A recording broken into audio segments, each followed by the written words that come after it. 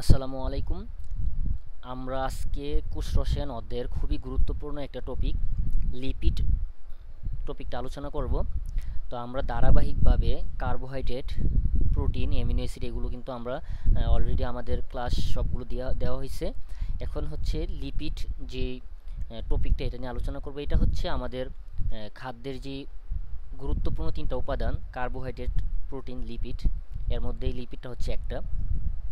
তো লিপিড থেকে কিন্তু মেডিকেল ভর্তি পরীক্ষায় কিন্তু যথেষ্ট পরিমাণে কোশ্চেন আসে এবং মেডিকেলের জন্য যথেষ্ট পরিমাণে ইম্পর্টেন্ট। তো আমরা হচ্ছে যে লাইনগুলো বা যে জায়গাগুলো আমি ভালোভাবে বলবো এইগুলো অবশ্যই ভালোভাবে পড়বে। পাশাপাশি বাকি যে লাইনগুলো আছে বা অন্যান্য পড়াগুলো আছে বিপদ এড়ানোর জন্য অবশ্যই রিডিং দেওয়ার চেষ্টা করবে। তো লিপিড জিনিসটা কি, এটা এটা আমাদের প্রথম জানতে হবে। এই জায়গাটা এই লাইনটা একটু পরে রাখবো অবশ্যই। এটা হচ্ছে কার্বন, হাইড্রোজেন, অক্সিজেনের সমন্বয়ে গঠিত স্নেহজাতীয় পদার্থকে কিন্তু লিপিড বলে। 9-10 অবশ্যই এই লিপিডটাকে স্নেহজাতীয় পদার্থ হিসাবেই বেশিরভাগ ক্ষেত্রে জানা হয়। তো স্নেহজাতীয় পদার্থই আসলে লিপিড। কার্বন, হাইড্রোজেন আর অক্সিজেনের সমন্বয়ে গঠিত যে স্নেহজাতীয় পদার্থ আছে এগুলোকে লিপিড বলা হয়। এখন যদি বলা হয় যে রাসায়নিকভাবে লিপিডকে যখন আমরা ভাঙবো অথবা লিপিডটা কোন দুইটা জিনিসের একসাথে হয়ে আমাদের লিপিডটা তৈরি হয়, তো লিপিড হচ্ছে অ্যালকোহল এবং হচ্ছে ফ্যাটি অ্যাসিডের এস্টারকে লিপিড বলে। তো এখানে হচ্ছে লিপিডের এক ধরনের দুইটাই সংজ্ঞা দেওয়া আছে, যে কার্বন, হাইড্রোজেন, অক্সিজেনের সমন্বয়ে গঠিত স্নেহজাতীয় পদার্থকে কিন্তু লিপিড বলে, অর্থাৎ লিপিড এক স্নেহজাতীয় পদার্থ। আর রাসায়নিকভাবে অ্যালকোহল আর ফ্যাটি অ্যাসিডের এস্টারকে বলা হয় লিপিড। এটা একটু মানে সংজ্ঞাটা জেনে রাখবা, সংজ্ঞা থেকে কোশ্চেন আসতে পারে। এখন হচ্ছে আমাদের 20 ডিগ্রি সেলসিয়াস তাপমাত্রার মধ্যে আমাদের কতিপয় লিপিড থাকে হচ্ছে তরল, আর কিছু কিছু থাকে কিন্তু হচ্ছে আমাদের তরল না, মানে অর্থাৎ কঠিন অবস্থায় থাকতে পারে বলা যেতে পারে। তো 20 ডিগ্রি সেলসিয়াস জেনারেল তাপমাত্রা, 20 ডিগ্রি সেলসিয়াস তাপমাত্রার মধ্যে কতিপয় লিপিড থাকে হচ্ছে তরল। তো এখন আমরা লিপিডের একটু বৈশিষ্ট্যের মধ্যে গেলে এই জিনিসটা আবারও জানবো। লিপিডের বৈশিষ্ট্য থেকে আমাদের কি কি জানতে হবে একটু দেখি। দেখো, আমরা যখন লিপিডটাকে হাইড্রোলাইসিস করব, মানে অর্থাৎ হাইড্রোলাইসিস মানে ভাঙবো আর কি, যদি এটাকে হাইড্রোলাইসিস করি তাহলে আমরা হচ্ছে দুইটা জিনিস পাবো, একটা হচ্ছে ফ্যাটি অ্যাসিড আর গ্লিসারলে পরিণত হবে। তাইলে আমরা যদি একটা লিপিড অণুকে যদি আমরা হাইড্রোলাইসিস করি তখন আমরা দুইটা উপাদান পাই, একটা হচ্ছে ফ্যাটি অ্যাসিড আর একটা হচ্ছে গ্লিসারল। অর্থাৎ ফ্যাটি অ্যাসিডের এস্টার হিসাবে হচ্ছে আমাদের এই লিপিডগুলো অ্যাকচুয়ালি হচ্ছে ফ্যাটি অ্যাসিডের এস্টার হিসাবে অবস্থান করে। তাহলে ফ্যাটি অ্যাসিডের সাথে কিন্তু আমরা গ্লিসারলও পাচ্ছি। তাহলে ফ্যাটি অ্যাসিডের এস্টার আর আমরা যদি হাইড্রোলাইসিস করি তাহলে ফ্যাটি অ্যাসিড প্লাস গ্লিসারল পাচ্ছি। এরপরে আমাদের তথ্যটা জানতে হবে যে যখন আমরা সুদান 3 দ্রবণের সাথে যখন আমরা এই লিপিডগুলোকে মিশ্রিত করব তখন আমরা একটা লাল বর্ণ পাবো। তা তোমাকে আসতেই পারে যে নিচের কোনটি লিপিডের বৈশিষ্ট্য নয়, তখন তোমাকে বলবে ফ্যাটি অ্যাসিডের এস্টার। তারপর তোমাকে বলবে 20 ডিগ্রি সেলসিয়াস তাপমাত্রায় কতিপয় লিপিড তরল অবস্থায় থাকে। এরপরে তোমাকে বলতে পারে ফ্যাটি অ্যাসিডকে আমরা হাইড্রোলাইসিস করলে সরি লিপিডকে আমরা হাইড্রোলাইসিস করলে ফ্যাটি অ্যাসিড এবং গ্লিসারল পাই। আর আরেকটা বলবে হচ্ছে তোমাকে সুদান 3 দ্রবণের সাথে মানে যোগ করলে আমরা লিপিডকে আমরা লাল বর্ণ পাই, অথবা লাল বর্ণ বলে তো সঠিক হয়ে যাবে, তোমাকে বলবো হচ্ছে সবুজ অথবা হলুদ বর্ণ, এরকম টাইপের অন্য কোনো একটা বর্ণ বলতে পারো, ওইটা কিন্তু ভুল। তো আমরা 20 ডিগ্রি সেলসিয়াস তাপমাত্রার মধ্যে কতিপয় লিপিড পাই হচ্ছে আমরা তরল হিসাবে, আর কতিপয় লিপিড কিন্তু আমরা কঠিন অবস্থায় পাই। তাহলে যদি তরল অবস্থায় পাই এরকম একটা লিপিডের উদাহরণ যেমন হচ্ছে তেল, আর কঠিন অবস্থায় পাই 20 ডিগ্রি সেলসিয়াস তাপমাত্রা এমন লিপিডের উদাহরণ হচ্ছে যেমন চর্বি। ওকে, এতটুকু আশা করি সবাই বুঝছো। এখন যে তত্ত্বটা এখানে বলা আছে এটা আসলে এতক্ষণ একটু আগেই বলা হয়েছে যে আমরা গ্লিসারল এবং ফ্যাটি অ্যাসিডের সমন্বয়ে মূলত লিপিড তৈরি, কারণ আমরা লিপিডকে হাইড্রোলাইসিস করলে আমরা ফ্যাটি অ্যাসিড এবং গ্লিসারল পাচ্ছি, একটু আগে বললাম। তাহলে অবশ্যই উল্টোভাবে যদি বলি তাহলে হচ্ছে গ্লিসারল ও ফ্যাটি অ্যাসিডের সমন্বয়ে লিপিড তৈরি হবে। ওকে, এরপরে আমরা এই যে লিপিড নিয়ে এতক্ষণ পড়বো বা আমরা লিপিড সম্পর্কে জানবো, এই লিপিডটা আসলে কাজ করে কি, মানে এই লিপিডটার কাজটা কি, আমাদের কি কি ক্ষেত্রে এটা সাহায্য করে। এক নম্বর কথা হচ্ছে লিপিডের একটা প্রকারভেদ হচ্ছে ফসফোলিপিড। ওই ফসফোলিপিডটা কিন্তু আমাদের মেমব্রেন গঠনে কিন্তু গুরুত্বপূর্ণ একটি উপাদান। অবশ্যই জানো এটা, যখন কোষ ও কোষের গঠন অধ্যায়টা পড়ে থাকলে অবশ্যই মেমব্রেনের মধ্যে এই ফসফোলিপিড কথাটা পাইছো। তাহলে ফসফোলিপিড কিন্তু আমাদের মেমব্রেন গঠনে খুবই গুরুত্বপূর্ণ ভূমিকা পালন করে এবং এই ফসফোলিপিড একই সাথে আয়নের বাহক হিসাবে কাজ করে। আয়নের বাহক মানে কি, আমাদের যে কোনো একটা কোষের ভিতরে, ভিতর থেকে বাহিরে, বাহির থেকে ভিতরে যখন আয়ন প্রবেশ করে অথবা বের হয়, তখন এই ফসফোলিপিডটা হচ্ছে একটা বাহক হিসাবে কাজ করে, অর্থাৎ একটা মানে অর্থাৎ যানবাহনের মতো কাজ করে আর কি, যেটা একদম যদি সোজা ভাষায় বলা হয় তাহলে আয়নের বাহক হিসাবে কাজ করে। তাছাড়া গ্লাইকোলিপিড, এটা হচ্ছে আবার একটা লিপিডের আরও একটা গুরুত্বপূর্ণ উপাদান, মানে উদাহরণ, সেটা হচ্ছে সালোক সংশ্লেষণে গ্লাইকোলিপিড বিশেষ ভূমিকা পালন করে। তাইলে লিপিডের কিন্তু সালোক সংশ্লেষণের ক্ষেত্রেও গুরুত্বপূর্ণ ভূমিকা রয়েছে। তাছাড়া লিপিড আরও একটা গুরুত্বপূর্ণ ভূমিকা পালন করে, সেটা হচ্ছে শক্তি উৎপাদন প্রক্রিয়ার সাথে কিন্তু লিপিড খুব ওতপ্রোতভাবে জড়িত থাকে। এটা কোন লিপিড? লিপোপ্রোটিন। এটাও কিন্তু এক ধরনের লিপিডের প্রকারভেদ। তাহলে লিপোপ্রোটিন শক্তি উৎপাদন প্রক্রিয়ার সাথে জড়িত। তাহলে আমরা লিপিডের কাজগুলো কি কি পাইছি? 1 নম্বর হচ্ছে লিপিড আমাদের মেমব্রেন গঠনে সাহায্য করে, আয়নের বাহক হিসাবে কাজ করে, সালোক সংশ্লেষণে ভূমিকা পালন করে, শক্তি উৎপাদন প্রক্রিয়ার সাথে জড়িত।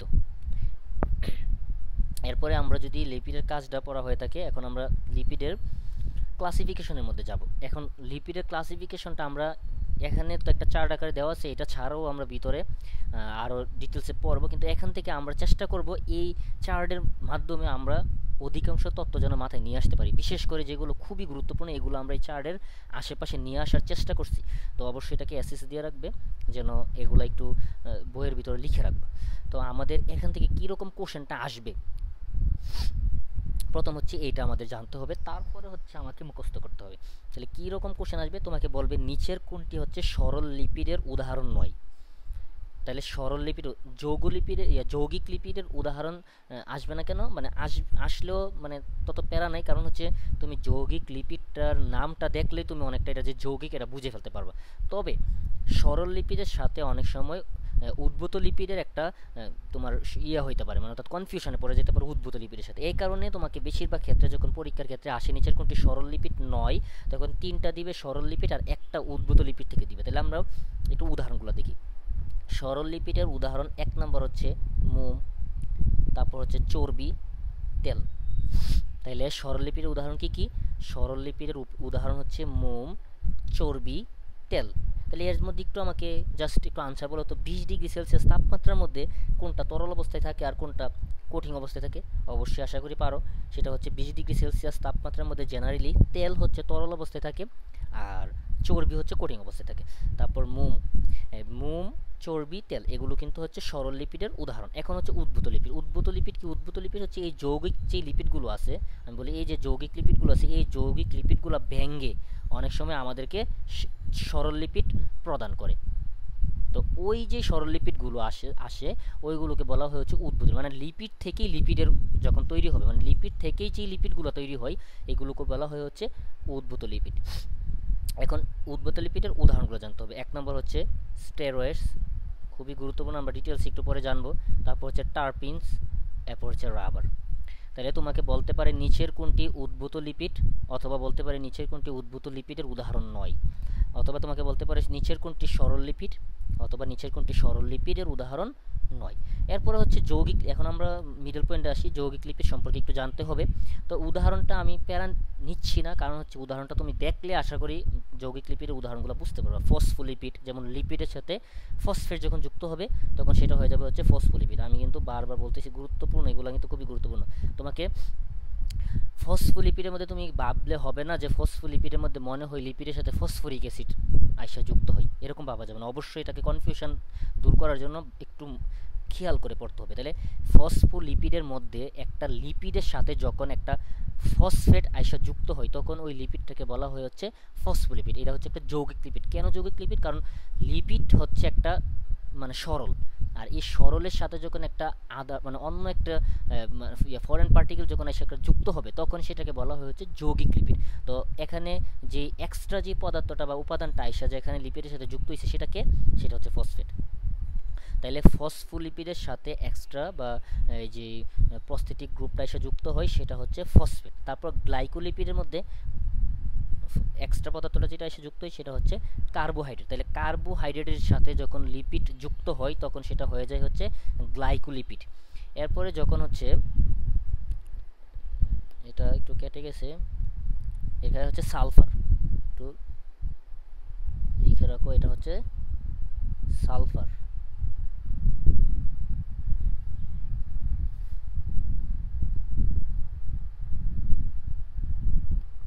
তাইলে এরপরে যে তত্ত্বটা সেটা হচ্ছে সালফোলিপিডের মধ্যে লিপিডের সাথে যুক্ত হয় হচ্ছে সালফার। তাহলে এটা খুব ভালোভাবে জানতে হবে। তারপরে আসে হচ্ছে লিপোপ্রোটিন। তো এটা আসলে এটা বোঝার জন্য মানে কোনো প্যারা নাই, কারণ হচ্ছে লিপোপ্রোটিন এটাও একটা যৌগিক লিপিড, তবে লিপিডের সাথে যখন আইসা প্রোটিন যুক্ত হবে তখন হবে হচ্ছে এটা লিপোপ্রোটিন। লিপোপ্রোটিন একই সাথে যৌগিক প্রোটিন আবার একই সাথে হচ্ছে যৌগিক লিপিড। এ হচ্ছে আমাদের ক্লাসিফিকেশন থেকে আমাদের এই তত্ত্বগুলাই মেনলি ইম্পর্টেন্ট। তাছাড়া আমাদের একটু একটু পরে আমরা এই তত্ত্বগুলো জানবো, এগুলো আমরা এখানে একটু এক্সট্রা লিখে দিছি, এগুলো একটা এসএস দিয়ে রাখতে পারো এবং পারলে তোমার বইয়ের ভিতরে অবশ্যই লিখে রাখার চেষ্টা করবে। আমরা দেখি এখান থেকে কী কী আমাদের জানতে হবে। দেখো একটু পরে আমরা ট্রাইগ্লিসারাইড একটা টপিক পাবো, তখন তোমাকে মানে আসবে হচ্ছে ট্রাইগ্লিসারাইডের নিচের কোনটি থাকে। তখন ট্রাইগ্লিসারাইড বলতে কিন্তু তুমি এরকম ভাবলে হবে না ট্রাইগ্লিসারাইডের মধ্যে 3 অণু গ্লিসারল থাকবে না। ট্রাইগ্লিসারাইড কথাটার মধ্যে যদিও তোমাকে বোঝা যাচ্ছে ট্রাইগ্লিসারাইড মানে 3 অণু গ্লিসারল, না এরকম না বিষয়টা। 1 অণু থাকবে হচ্ছে গ্লিসারল আর 3 অণু থাকবে হচ্ছে ফ্যাটি অ্যাসিড। এটা কিন্তু খুবই গুরুত্বপূর্ণ কথা, এটা অনেকেই ভুল করে বসে। সেটা হচ্ছে 1 অণু থাকবে কিন্তু হচ্ছে 1 অণু কিন্তু থাকবে হচ্ছে গ্লিসারল আর 3 অণু থাকবে ফ্যাটি অ্যাসিড। তাইলে 1 অণু গ্লিসারল এবং 3 অণু ফ্যাটি অ্যাসিডের সমন্বয়ে ট্রাইগ্লিসারাইড তৈরি হয়।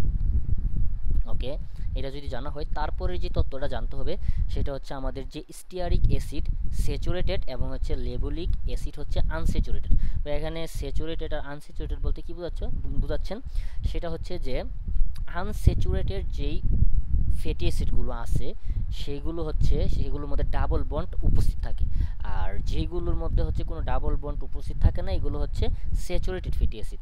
তো স্যাচুরেটেড ফ্যাটি অ্যাসিডের একটা উদাহরণ হচ্ছে স্টিয়ারিক অ্যাসিড, আর আনস্যাচুরেটেড ফ্যাটি অ্যাসিডের একটা উদাহরণ হচ্ছে লিবুলিক অ্যাসিড। তো এটা একটু জেনে রাখবো, তাহলে লিবুলিক অ্যাসিড একটা কিন্তু স্যাচুরেটেড ফ্যাটি অ্যাসিড, আর স্টিয়ারিক অ্যাসিড হচ্ছে একটা স্যাচুরেটেড ফ্যাটি অ্যাসিড, আর লিবুলিক অ্যাসিড হচ্ছে একটা আনস্যাচুরেটেড ফ্যাটি অ্যাসিড। তো যদি এটা বুঝতে অসুবিধা হয় যে এটা কী জিনিস বা, তাহলে এই তত্ত্বটা দেখবা যে ডাবল বন্ড উপস্থিত থাকে আনস্যাচুরেটেড ফ্যাটি অ্যাসিডের ক্ষেত্রে। এরপরে হচ্ছে ফসফোলিপিড। একটু আগে আমরা বলছিলাম ফসফোলিপিড। তো দেখো আমি যদি এটাকে ফসফোলিপিডে কী কী থাকে আমি যদি একটু পর্যায়ক্রমে ডিভাইডেশন করার চেষ্টা করি। দেখো ফসফোলিপিডের মধ্যে লিপিডের সাথে আসবে ফসফেট। তাহলে আমি প্রথম ফসফেট প্লাস লিপিড সমান সমান ফসফোলিপিড।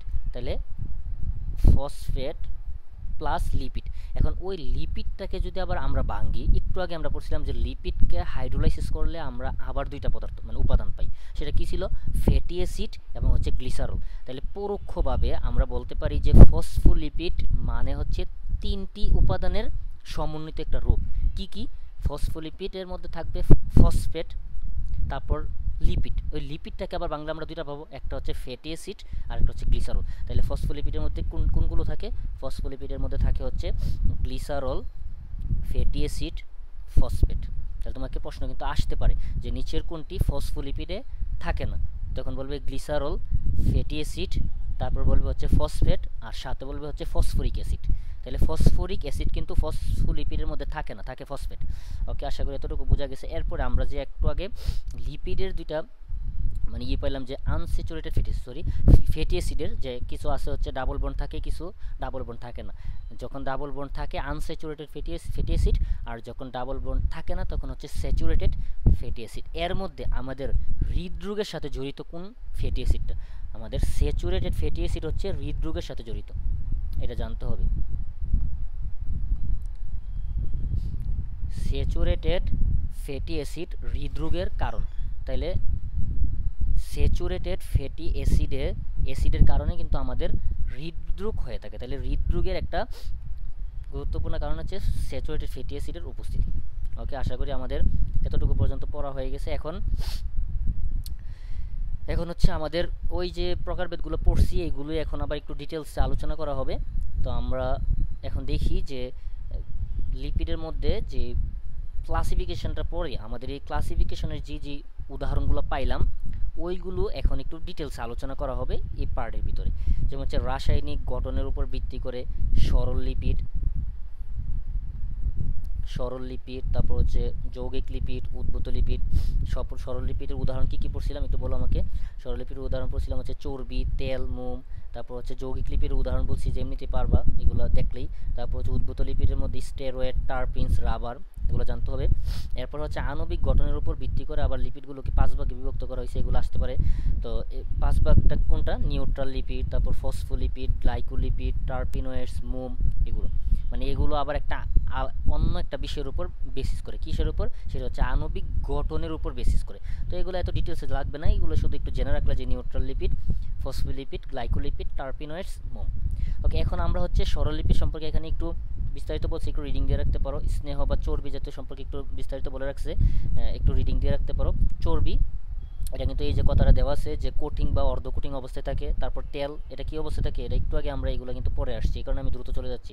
এটা কি হিসাবে থাকে? এটা কিন্তু 20 ডিগ্রি সেলসিয়াস তাপমাত্রায় তেল কিন্তু হচ্ছে তরল অবস্থায় থাকে। এরপরে চর্বি, এই যে চর্বি এবং তেল, এই দুইটা জিনিসের মধ্যে পার্থক্য জানতে হবে।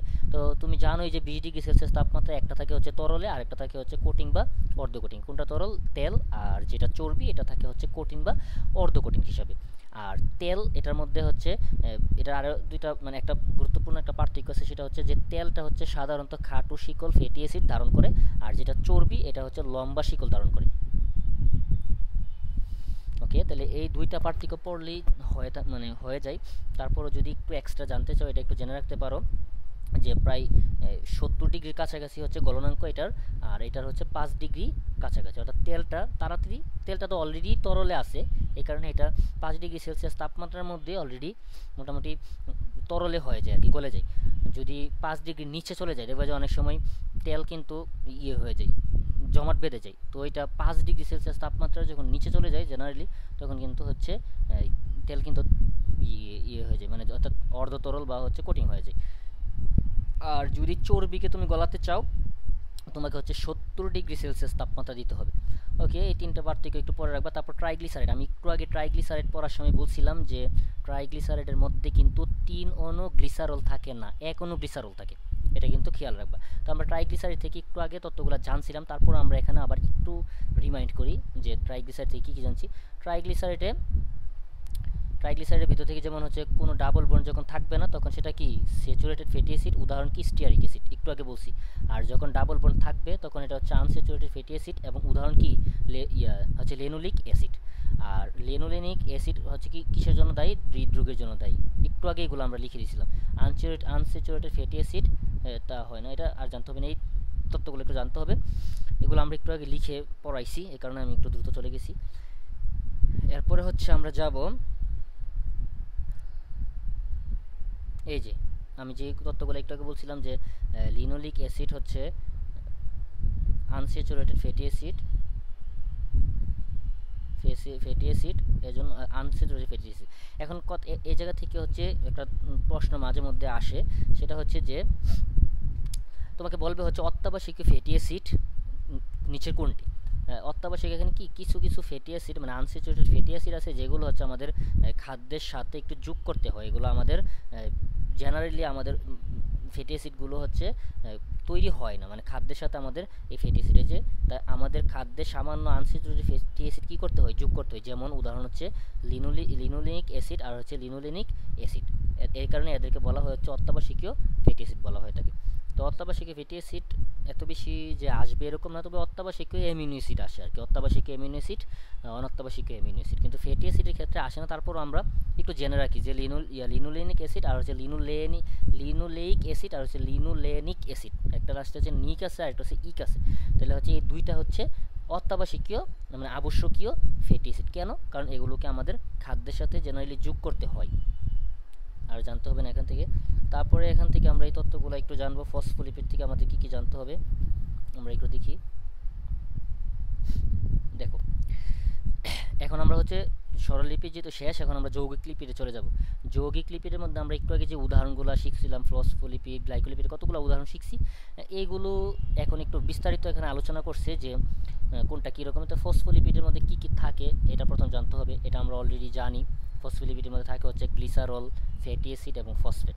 এবং ফসফোলিপিডের উদাহরণ কারা, ফসফোলিপিডের উদাহরণগুলো আমাদের জানতে হবে। এক নম্বর হচ্ছে লেসিথিন, তারপর হচ্ছে সেফালিন, তারপর হচ্ছে প্লাজমালোজেন। তাহলে বলবে নিচের কোনটি ফসফোলিপিডের উদাহরণ নয়? লেসিথিন, সেফালিন, প্লাজমালোজেন এগুলো কিন্তু ফসফোলিপিডের উদাহরণ। আর ফসফোলিপিড থেকে বেশি একটা জানতে হবে না, তবে ফসফোলিপিডের একটু লাস্টে যে লাইনটা আছে এটা একটু দেখে রাখবা, সেটা হচ্ছে cell membrane, mitochondria, cell membrane, mitochondria, tonoplast, endoplasmic reticulum, nuclear envelope ইত্যাদিতে ফসফোলিপিড সম্মিলিত। ওকে, এটা লাস্টের যে তত্ত্বটা একদম মাস্ট, তোমাকে ফসফোলিপিড থেকে এটা জানতেই হবে যে ফসফোলিপিডে কোন কোন উপাদানগুলো থাকে এবং ফসফোলিপিডের উদাহরণ। ফসফোলিপিড আমাদের কী কী কাজ করে? ফসফোলিপিডের প্রথম কাজ হচ্ছে আয়ন বাহক হিসাবে কাজ করে। একটু আগে আমরা ওই লিপিডের কাজের মধ্যে এই জিনিসটা পড়ছিলাম যে ফসফোলিপিড আয়ন বাহক হিসাবে কাজ করে এবং আমাদের কোষের যে ব্যাহ্যতা এবং পরিবহন প্রক্রিয়া নিয়ন্ত্রণ করে। ব্যাহ্যতা মানে যে ফসফোলিপিডটা আমাদের কোষটাকে হচ্ছে মেমব্রেনটা তৈরি করে, আর এই মেমব্রেনটা হচ্ছে ব্যাহ্যতা মানে কি কোনটা ভিতরে ঢুকবে কোনটা বের হবে এরকম একটা ব্যাহ্যতা, এবং পরিবহন প্রক্রিয়াটা মানে এটা ভিতর থেকে বাহির, বাহির থেকে ভিতরে এটাকে হচ্ছে নিয়ন্ত্রণ করে। ফসফোলিপিড কিন্তু আমাদের রক্ত জমাট বাঁধার সাথে খুবই ওতপ্রোতভাবে জড়িত। তাহলে অর্থাৎ ফসফোলিপিড রক্ত জমাট বাঁধতে সাহায্য করে। এই তিনটা জানলেই সবচেয়ে বেশি মানে ইম্পর্টেন্ট এগুলো। আর 6 নাম্বারটা একটু জানলে একটু জেনে রাখবা, বাট এই তিনটা জানতে হবে যে ফসফোলিপিড আয়ন বাহক হিসাবে কাজ করে, ব্যাহ্যতা ও পরিবহন নিয়ন্ত্রণ করে এবং রক্ত জমাট বাঁধার সাথে জড়িত। এরপর হচ্ছে গ্লাইকোলিপিড। গ্লাইকোলিপিড থেকে আমাদের যে তথ্যটা খুবই ইম্পর্টেন্ট সেটা হচ্ছে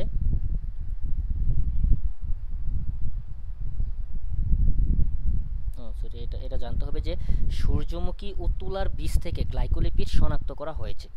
অর্থাৎ সূর্যমুখী এবং তুলার যে বীজ আছে ওই বীজ থেকে হচ্ছে গ্লাইকোলিপিড শনাক্ত করেছে। এবং এই যে গ্লাইকোপ্রোটিন এবং এই গ্লাইকোলিপিড, এখন এই যে গ্লাইকোলিপিড হচ্ছে আলোচ্য বিষয় এবং হচ্ছে গ্লাইকোপ্রোটিন, প্রোটিনেরও কিন্তু একটা যৌগিক মানে গ্লাইকোপ্রোটিনটা হচ্ছে একটা যৌগিক প্রোটিন উদাহরণ। ওই গ্লাইকোলিপিডটা আর হচ্ছে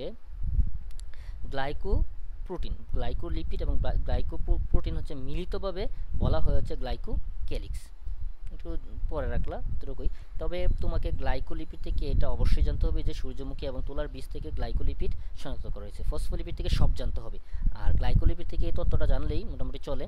আর প্রথম তথ্যটা হচ্ছে যেমন সরল লিপিডের সাথে যখন কার্বোহাইড্রেট যুক্ত হয় তখন গ্লাইকোলিপিড বলা হয়। তো এটা আপনি এখানে তো প্রথম মানে এখন এত গুরুত্ব দিয়ে বলেন না কেন, কারণ আমরা দেখো এই জায়গার মধ্যে যখন যৌগিক লিপিডগুলো পড়ছিলাম তখন কিন্তু আমি সবগুলা বলে দিয়েছিলাম যে কোনটার সাথে কি আসবে। এই যে দেখো দেখো গ্লাইকোলিপিডের সাথে কে আসে, কার্বোহাইড্রেট থাকে। তো এই কথাটা দুই জায়গার মধ্যে আবার বলছে, তো আমাদের একটা কথা বারবার পড়ার তো কোনো দরকার নেই, এটা আমরা জানি যে গ্লাইকোলিপিডের ক্ষেত্রে হচ্ছে লিপিডের সাথে এসে কি যুক্ত হয়, কার্বোহাইড্রেট যুক্ত হয়। ওকে, গ্লাইকো কথার মধ্যে কিন্তু একটা গ্লুকোজ একটা ভাব আছে। গ্লাইকোর মধ্যে একটা কি ভাব আছে বলো? গ্লাইকোর মধ্যে হচ্ছে একটা গ্লুকোজ। তো গ্লুকোজ মানে কি? গ্লুকোজ মানে হচ্ছে একটা কার্বোহাইড্রেট। গ্লুকোজ কিন্তু একটা কার্বোহাইড্রেটের উদাহরণ, যার কারণে গ্লাইকোলিপিডের মধ্যে কে থাকে, গ্লাইকোলিপিড। এই গ্লাইকো কথাটা থেকে আমরা কার্বোহাইড্রেটকে ফিল করতে পারি।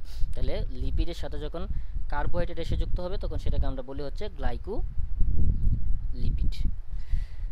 তারপর হচ্ছে আমরা একটু সালফোলিপিডের মধ্যে এখান থেকে শুধু এটাই একটু জানবা যে সালফোলিপিডের মধ্যে কোনটা এসে যুক্ত হয় এটা জানতে হবে। যে সালফোলিপিডের মধ্যে আমাদের যুক্ত হয়ে হচ্ছে সালফার, আমরা এটা জানি একটু আগে পড়ছি। তারপর হচ্ছে লিপোপ্রোটিনের মধ্যে আইসা লিপিডের সাথে কে যুক্ত হয়, প্রোটিন যুক্ত হয়। এবং উদাহরণ মানে লিপোপ্রোটিনের ক্ষেত্রে হচ্ছে যে অধিকাংশ ক্ষেত্রে লিপিড অংশ হচ্ছে কোলেস্টেরল, এস্টার এবং ফসফোলিপিড দিয়ে গঠিত হয়ে থাকে।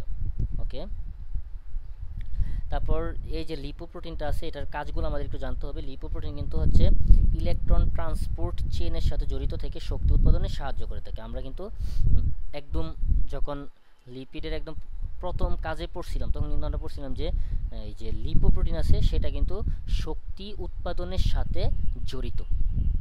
মনে আছে কিনা আমরা যাই আবার একটু, যদি ভুলে যাও প্রিভিয়াস পড়া দেখবা তাহলে দেখবা যে আবার মনে আসবে। দেখো আমরা এই জায়গার মধ্যে পড়ছিলাম, এই যে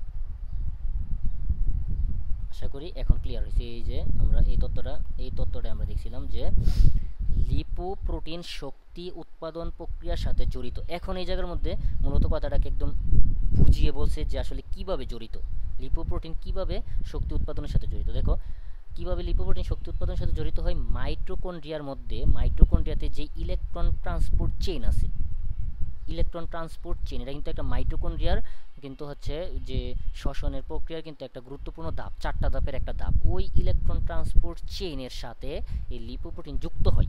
ওই যুক্ত হওয়ার মাধ্যমে সে হচ্ছে শক্তি উৎপাদনে সাহায্য করে থাকে। তাইলে তোমাকে কিন্তু আসতে পারে কোন যৌগিক লিপিড শক্তি উৎপাদনের সাথে জড়িত? লিপোপ্রোটিন, এটা জানতে হবে। এবং লিপোপ্রোটিনের মধ্যে এসে কি যুক্ত হয়? প্রোটিন যুক্ত হয়। এবং এটার যে লিপিড অংশটা, এটা কি দিয়ে গঠিত হয়? Cholesterol ester phospholipid. ওকে,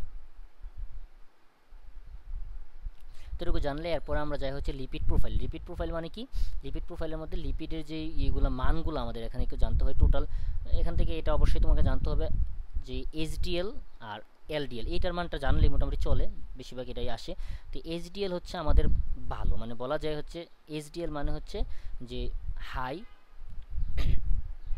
তো এটা হচ্ছে এইচডিএল বেশি থাকা ভালো, আর আমাদের ক্ষেত্রে এই যে তোমার এলডিএল এটা হচ্ছে কম থাকা ভালো। তো এই ক্ষেত্রে হচ্ছে মানে অর্থাৎ আমরা একটু যদি সোজা ভাষায় বলি, এইচডিএল হচ্ছে ভালো লিপিড, আর হচ্ছে যেটা হচ্ছে এলডিএল মানে ভালো কোলেস্টেরল, আর হচ্ছে এলডিএল যেটা এটা হচ্ছে আমাদের খারাপ। তাহলে এটা কি কি থাকতে হবে? এটা হচ্ছে 100 থেকে মানে নিচে থাকলে, অপটিমাম মানটা হচ্ছে 100 থেকে নিচে থাকলে, আর যেটা হচ্ছে এইচডিএল হচ্ছে 40 থেকে উপরে, মানে যত বেশি হয় আর কি। তো এই উদ্ভূত লিপিডের ভিতরে আমাদের যে যে তত্ত্বগুলো আমরা জানতে হবে, তত্ত্বগুলো উদ্ভূত লিপিডের ভিতরে আমরা হচ্ছে স্টেরয়েডস, কোলেস্টেরল, এগুলো সম্পর্কে এগুলোর একটু ডিটেলস আমাদের জানতে হবে, ভিতর কি কি লাগবে। দেখো, তো উদ্ভূত লিপিডটা কি এটা তো অবশ্যই জানো, যে লিপিড থেকে যেগুলো তৈরি হয় এগুলো উদ্ভূত লিপিড। প্রথম হচ্ছে উদ্ভূত লিপিডের একটা গুরুত্বপূর্ণ উদাহরণ হচ্ছে স্টেরয়েডস। এই স্টেরয়েডস থেকে আমাদের গুরুত্বপূর্ণ যে তত্ত্বটা জানতে হয় সেটা হচ্ছে হৃৎপিণ্ডের চিকিৎসায় ডিজিটালিন ব্যবহার করা হয়ে থাকে। এটা হচ্ছে একটা উদাহরণ, বুঝতে পারছো? তাহলে হচ্ছে হৃৎপিণ্ডের চিকিৎসায় ডিজিটালিন, তো এই ডিজিটালিন তাহলে তোমাকে বলবো যে হৃৎপিণ্ডের চিকিৎসায় নিচের কোন স্টেরয়েডসটি ব্যবহার করা হয়? ডিজিটালিন কিন্তু ব্যবহৃত হয়ে থাকে। ওকে, এরপরে হচ্ছে কোলেস্টেরল দুই প্রকার, একটা হচ্ছে লো ডেনসিটি লিপোপ্রোটিন, আর একটা হচ্ছে হাই ডেনসিটি, একটু আগে যেগুলো বলছি আর কি। একটা হচ্ছে এলডিএল আর হচ্ছে যে এইচডিএল, এলডিএল এইচডিএল। তো এটার মধ্যে কোনটা ভালো? আমি এগুলো কিন্তু বলে ফেলছি। এলডিএল বেশি থাকা আমাদের জন্য ক্ষতিকর, আর যে এইচডিএল বেশি থাকলে বেশি থাকে। ওকে, এই জায়গার মধ্যে না, অর্থাৎ এটা আমরা একটু মুছে আবার নতুন করে একটু দাগাই, তাহলে ভালোভাবে দাগানো যাবে। দেখো এখান থেকে আমি যে যে জিনিসগুলো, আমাদের যে কোলেস্টেরল আছে দুই প্রকার, একটা হচ্ছে এলডিএল আর একটা হচ্ছে এইচডিএল। এলডিএলটা আমাদের মানে বেশি থাকলে আমাদের জন্য ক্ষতিকর আর কি, এলডিএলটা হচ্ছে খুবই ক্ষতিকর। আর যেটা হচ্ছে এইচডিএল এটা হচ্ছে বেশি থাকা মন্দ নয়। আর আমাদের যেই এলডিএলটা যদি বেশি থাকে তাহলে আমাদের দেহের ভিতরে অনেকগুলো রোগের সমস্যা হয়, যার মধ্যে হচ্ছে হৃদরোগটা খুবই কমন। এটা হচ্ছে করোনারি থ্রম্বোসিস নামক হৃদরোগ হয়ে থাকে। তো আমাদের যে পুরুষের ক্ষেত্রে হচ্ছে এলডিএলটা একটু বেশি থাকে, আর নারীদের ক্ষেত্রে এলডিএলটা কম থাকে। তো এলডিএল তো খারাপ, মানে অর্থাৎ বেশি থাকলে কিন্তু ঝামেলা। তো আমাদের পুরুষের ক্ষেত্রে ঝামেলা বেশি থাকে বিদায় আমরা পুরুষরা কিন্তু এই রোগের মধ্যে, মানে এর জন্য হচ্ছে পুরুষ কিন্তু এই হৃদরোগে আক্রান্ত হওয়ার সম্ভাবনা কিন্তু বেশি, নারীরা হচ্ছে কম। তাহলে এই এলডিএল নারীদের ক্ষেত্রে হচ্ছে, এইচডিএল নারীদের ক্ষেত্রে, এলডিএলটা নারীদের ক্ষেত্রে হচ্ছে কম থাকে আর আমাদের ক্ষেত্রে বেশি থাকে। তাহলে এলডিএল ক্ষতিকর, যেটা আমাদের ক্ষেত্রে বেশি থাকে।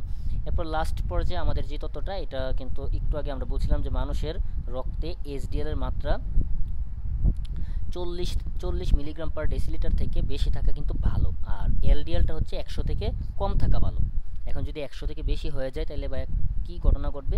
যখন বেশি হয়ে যাবে তখন হয়ে গেলে আমাদের যেই রক্ত চলাচলের যেই পথ, মানে হচ্ছে রক্তনালী আছে, এগুলোকে হচ্ছে শুরু করে দেয়, মানে এখানে জমাট বেঁধেছে, জমাট বেঁধে এটার যে পথটা এটাকে শুরু করে দেয়, মানে ওটা চিকন করে দেয়। চিকন করে দিলেই তো রক্ত চলাচল এখানে বাধাগ্রস্ত হয়, আর যখন রক্ত চলাচল যখন বাধাগ্রস্ত হয় তখনই আমাদের হচ্ছে করোনারি থ্রম্বোসিস হৃদরোগটা হয়ে থাকে।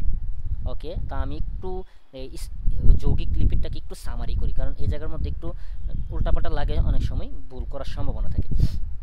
তোমাকে এখান থেকে হচ্ছে যৌগিক লিপিড থেকে তোমাকে সর্বপ্রথম স্টেপে উদাহরণ জানতে হবে। নিচের কোনটি যৌগিক লিপিডের উদাহরণ নয়, অথবা নিচের কোনটি যৌগিক লিপিডের উদাহরণ? তো উদাহরণ কারা? এই যে স্টেরয়েডস, টারপিনস, রাবার, এরা কিন্তু যৌগিক লিপিডের উদাহরণ।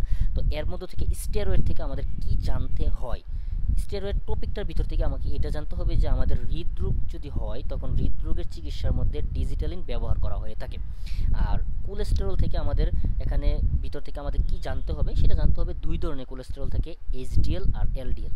কোনটা ভালো আমাদের জন্য? আমাদের জন্য এইচডিএলটা ভালো, এলডিএলটা আমাদের জন্য খারাপ। আর আমাদের যদি এলডিএলটা খারাপ যদি আমাদের বেশি থাকে তাহলে কি ঘটনা ঘটবে? ঘটবে হচ্ছে আমাদের করোনারি থ্রম্বোসিস, হৃদরোগ হবে। তাহলে ভাইয়া পুরুষের ক্ষেত্রে বেশি সম্ভাবনা নাকি নারীদের ক্ষেত্রে বেশি সম্ভাবনা? পুরুষের ক্ষেত্রে এই রোগটা হওয়ার সম্ভাবনা বেশি। কেন?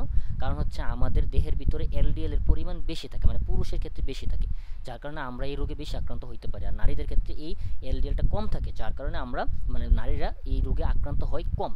তাহলে ভাইয়া আমাদের এলডিএলটা কত থাকলে আমাদের জন্য ভালো, মানে কত বেশি হওয়া যাবে না, মানে এর নিচে থাকলে আমরা মানে বিপদমুক্ত? সেটা হচ্ছে 100 মিলিগ্রাম পার ডেসিলিটারের কম থাকলে আমাদের কোনো সমস্যা নেই, মানে এটা হচ্ছে ভালো। আর যদি এইচডিএলটা 40 মিলিগ্রাম পার ডেসিলিটারের বেশি থাকলে আমাদের জন্য ভালো। যদি এর চাইতেও কমে যায় তাহলে আমরা কিন্তু আবার অসুস্থ হয়ে যাব। ওকে, এটা হচ্ছে আমাদের। এরপর হচ্ছে টারপিনস, 2 নম্বর উদাহরণটা। এটা থেকে আমাদের যে তথ্যটা জানতে হবে, পুদিনা, তুলসী ইত্যাদি উদ্যায়ী তেল হিসাবে টারপিনস পাওয়া যায় থাকে। রাবার থেকে আমাদের কি জানতে হবে? 80% শিল্পের সাথে হচ্ছে এই রাবার জড়িত। এগুলো থেকে রাবার আর টারপিনস থেকে এত বেশি লাগে না। তবে টারপিনস থেকে আরও একটা এখানে একটু তথ্যটা জানতে হবে, মাঝে মধ্যে জায়গা থেকে আসে যে সুগন্ধি প্রসাধনীতে এবং বার্নিশের কাজে এই টারপিনস ব্যবহার করা হয়ে থাকে। তো সুগন্ধির সাথে সুগন্ধি সামগ্রী তৈরিতে এবং হচ্ছে বার্নিশের কাজে আমাদের এই টারপিনসটা ব্যবহার করে। আর রাবার বেশিরভাগ শিল্পের সাথে জড়িত থাকে। ওকে, আর এখানে ব্যবহারটা একটু দেখে রাখতে পারো, লেস ইম্পর্টেন্ট।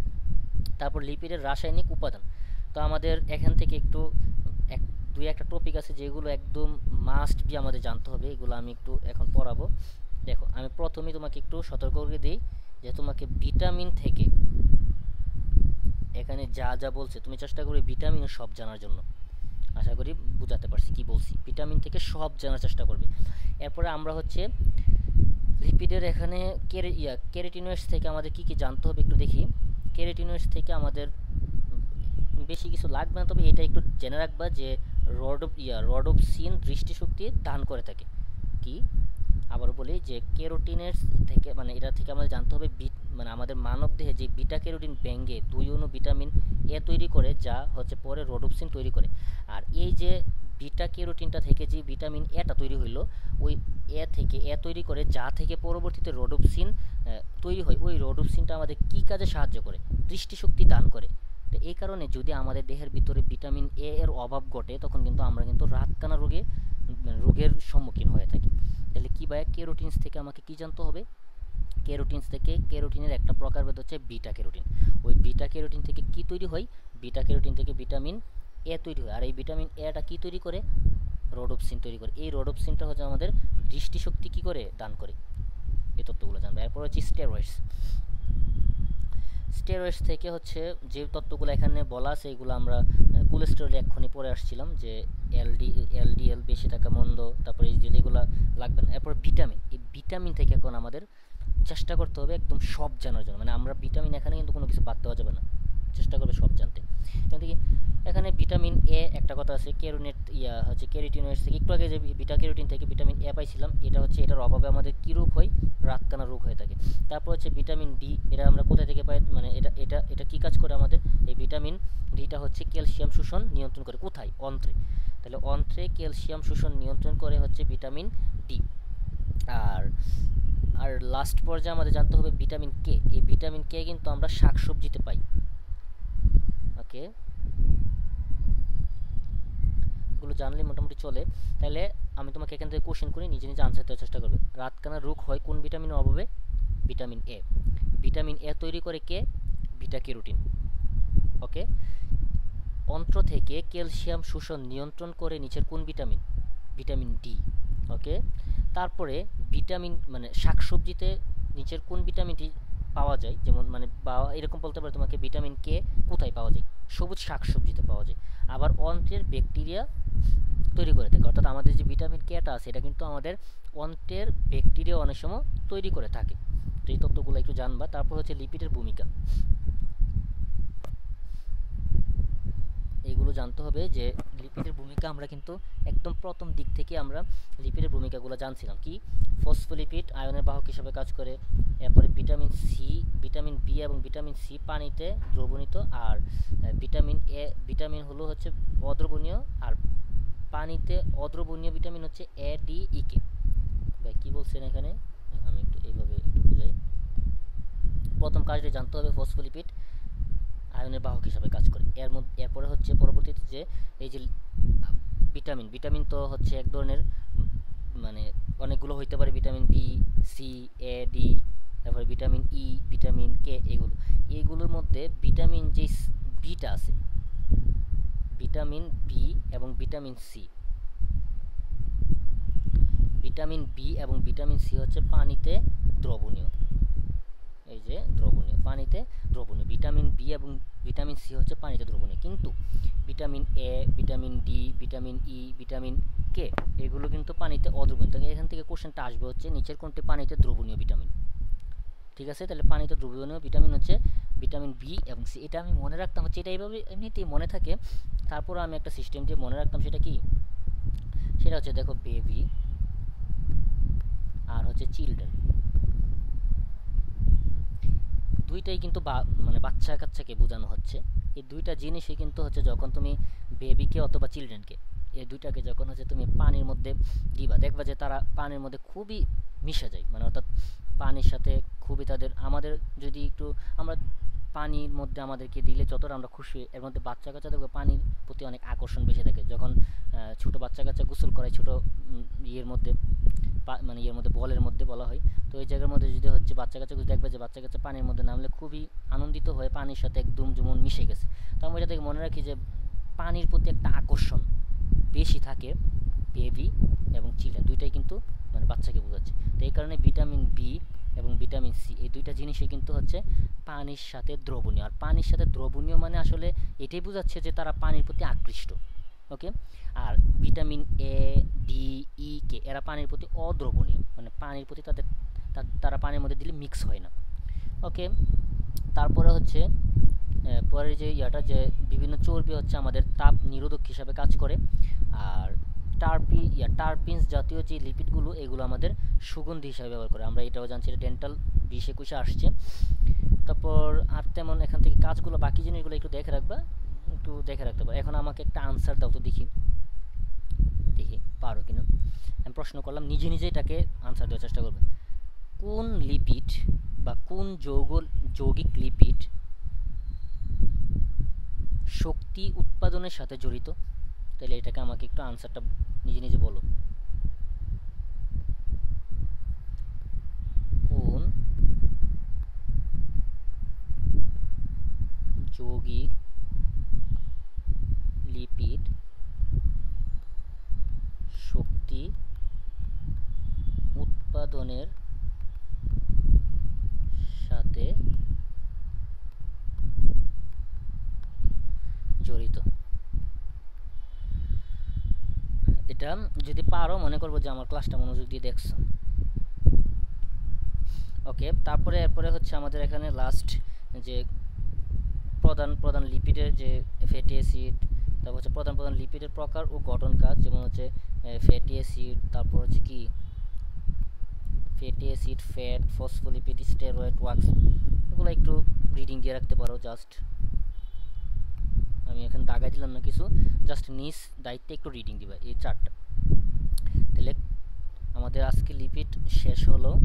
আশা করি লিপিডে কী কী জানতে হবে এগুলো একদম, আমি একটু লাস্ট বলে যে লিপিডের উদাহরণ একদম মাস্ট, যে সরল লিপিডের উদাহরণ কোনটি, উদ্ভূত লিপিডের উদাহরণ কোনটি, যৌগিক লিপিডের উদাহরণ কোনটি, কোন যৌগিক লিপিডগুলো কী দিয়ে তৈরি, লিপিডের কাজ, লিপিডের ভিতরে যৌগিক লিপিড যেগুলো আছে, ফসফোলিপিড,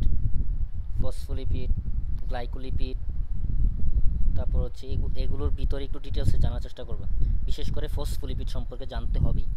এরপরে ওইদিকে হচ্ছে যে উদ্ভূত লিপিডের মধ্যে এখানে যে টপিকটা, এটা হচ্ছে কোলেস্টেরলের সম্পর্কে এখানে যে তথ্যগুলো বলা হয়েছে এগুলো খুব ভালোভাবে 10 স্টার, অনেক অনেক ইম্পর্টেন্ট। এরপর আর এইদিকে হচ্ছে ভিটামিন সম্পর্কে যে তথ্যগুলো আছে, ভিটামিন সম্পর্কে যে তথ্য আছে আমি লিখে দিই মাস্ট, ভিটামিন সম্পর্কে যে তথ্যগুলো আছে একদম মাস্ট জানতে হবে। ওকে, আজকে এতটুকুই থাক। যে নেক্সট লেকচার ইনশাল্লাহ আমরা এনজাইম শেষ করার চেষ্টা করব।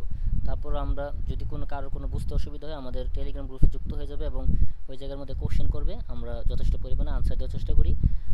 এবং প্রতি সপ্তাহ বা বিভিন্ন সময়ে আমরা জুম ক্লাসের আয়োজন করি, যেন সমস্যাগুলো আমরা সরাসরি শুনতে পারি এবং আনসার দেওয়ার চেষ্টা করি বা বোঝানোর চেষ্টা করি যে জিনিসগুলো অনেকের বুঝতে অসুবিধা হয়।